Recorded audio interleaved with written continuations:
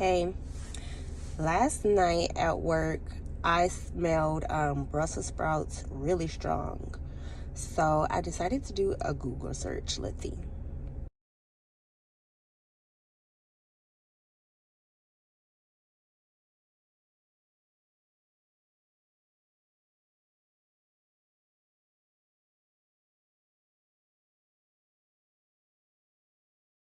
Brussels sprouts symbolize endurance and stability. And that's me because I have definitely endured to the end. So the relationship that I've been talking about in my past episodes, we actually had a conversation. We spoke all day long, actually. Well, we text all day long, and we had some laughs. It was a really good conversation, but then we came to a point where we agreed. Well, really, he didn't necessarily agree, but you know, yeah, we ended up at a crossroad of he want things to be a certain way, and it's something that I don't agree with, and it's a big thing though.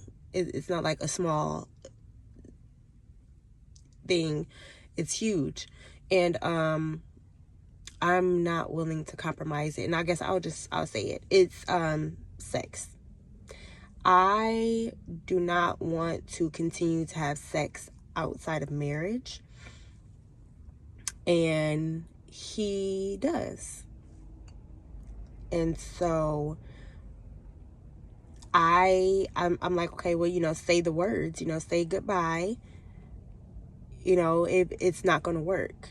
He's saying, well, I don't know what you're going to do. I can't speak for you, but like he doesn't want to go without sex. So he told me that he would sleep with other women, if I am not offering.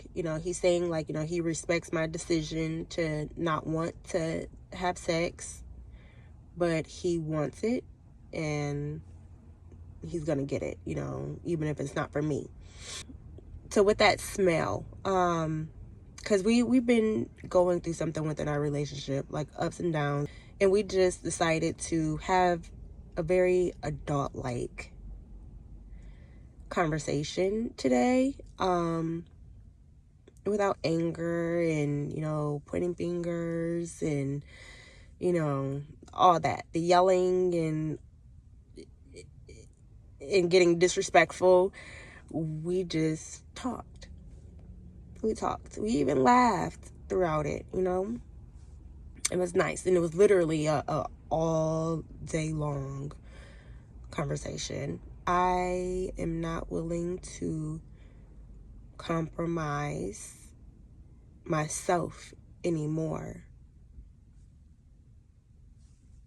and I can't make him marry me.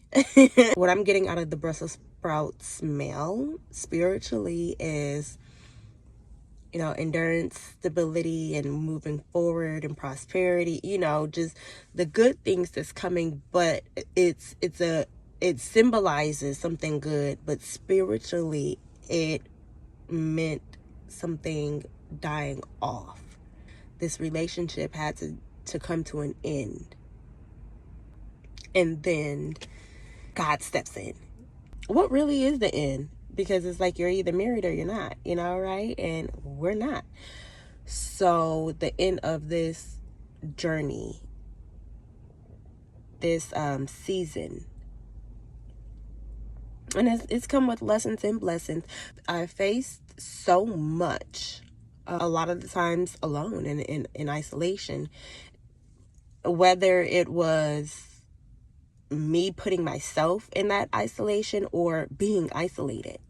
And it hasn't been easy, but I have endured to the end. I got through so much, and scared the majority of the time, absolutely petrified, but made it through. But yeah, that brings me into last night at work while I was doing the trash run. It crossed my mind how I have 4 children by 3 different men, never been married, always wanted to be married. I was obsessed with, marriage and family and the American dream, the white picket fence. Never ever did I see being a single mother with multiple fathers. I did not see that for myself. Yet here I am. A relationship that I've been in for the past 10 years. I loved him. I was in love with him. And it had nothing to do with a child. I didn't stay with him because I had a child with him, But I've learned so much on my journey thus far that I'm happy. I'm happy and I'm content. I needed to go through everything that I've gone through. I needed to make the decisions that I made. And one thing that I can say though is God was there every step of the way. Every step of the way. I must say that he has never left me or forsaken me, ever. I had to ask God, for obedience. I don't know if you guys have ever seen, it's a picture that I've seen, and I definitely can relate to it. I'm gonna Google it actually.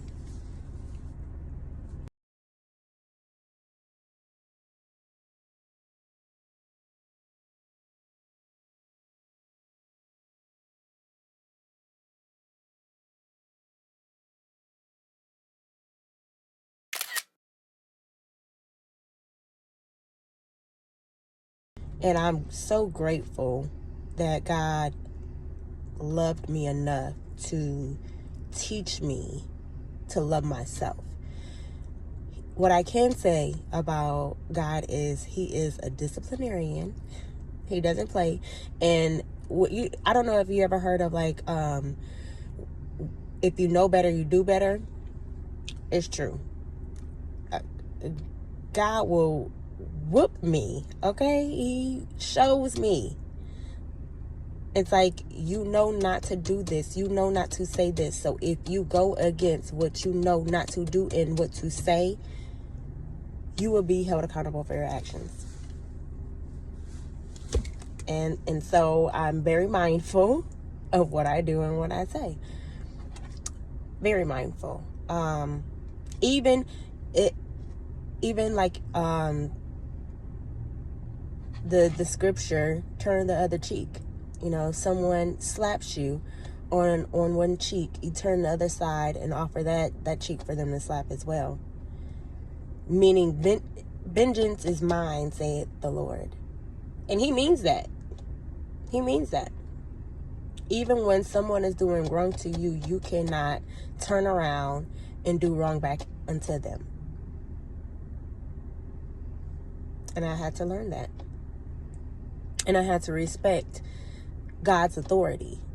There were moments where I was trying to play God, which is kind of what led me thinking that sex was love. Knowing that I should not have been opening up my legs.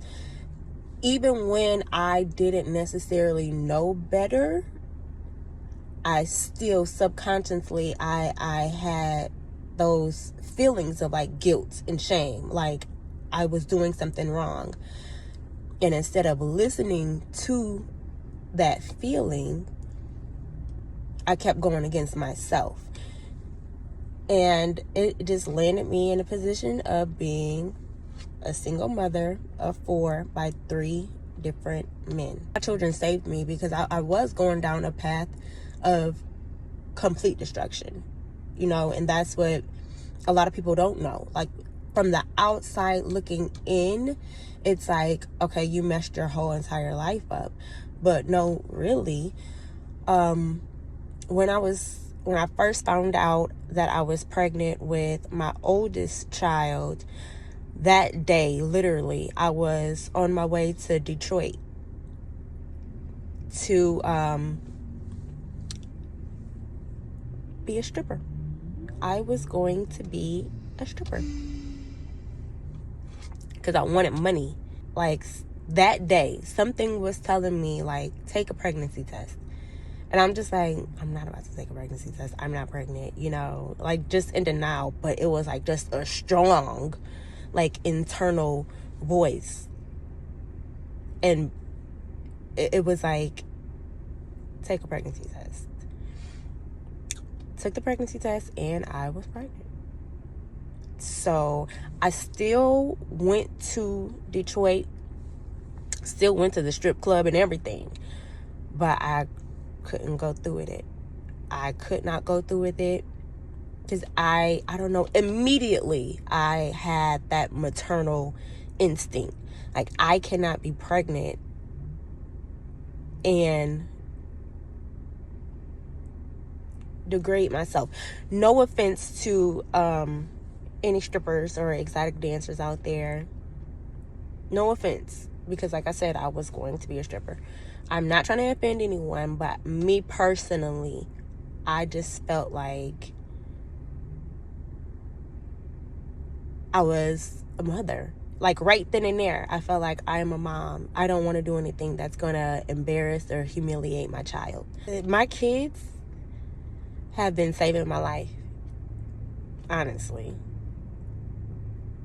Because I can think for myself, but before having children, there were moments where, like I said, I wouldn't necessarily listen, you know, to that guidance and that voice within me telling me, don't do this, or don't go there, or do this, and go there.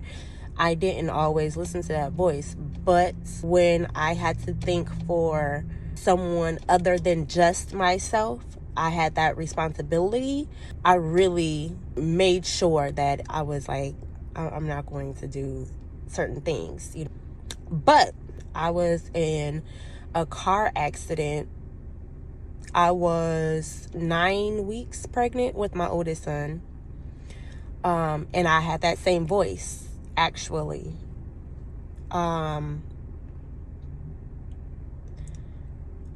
That internal voice is low, is really low, but like loud, if that makes any sense. And God was telling me to turn around, and I wouldn't listen. The closer I got to the point of collision, it's like my stomach was hurting, like in knots. It's like it was like, it's like God's voice inside of you is like thunder, you know. And I don't know how to like really describe it. Like I said, it's like, it's low but loud, and it's like that boom, you know. It's like my insides were like, turn around, and I did not listen. And then I was in a fatal car accident. A 3-year-old boy, his name is Marcus, passed away. And my life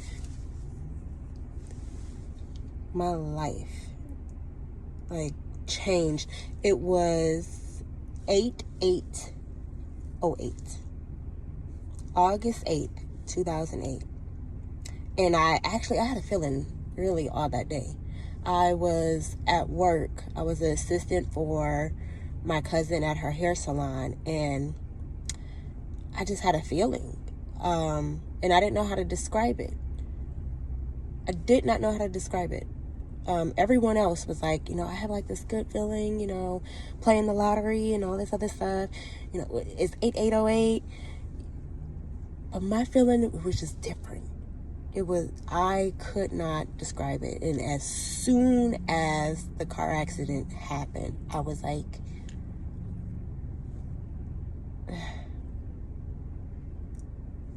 you know, but yeah.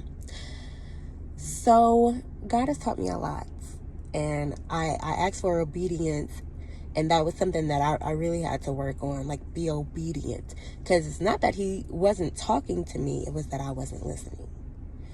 So yes.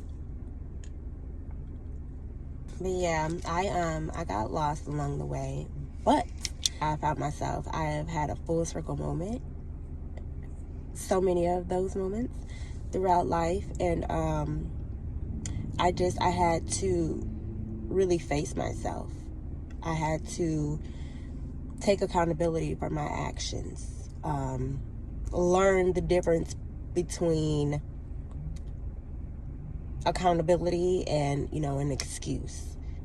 To me, learn, and I just learned this recently, that a reason and an excuse is the same thing. You know what I'm saying? For me, it may be a reason as to why I did something or why I did that, and maybe an upbringing or, whatever. That could be a reason, but for someone affected by my decisions, my reason is an excuse. So I had to learn how to acknowledge things without a reason or an excuse. So yeah, I had to face myself. I had to face myself and take accountability and learn to listen to God's voice and be obedient. And I'm actually so very thankful that God has never left me. I am. And here I've come face to face with my younger self. And I have this fire burning inside of me. I'm no longer looking or searching, and I'm reminded of my dreams and my aspirations, and I know that it's here. It's literally, it's right now.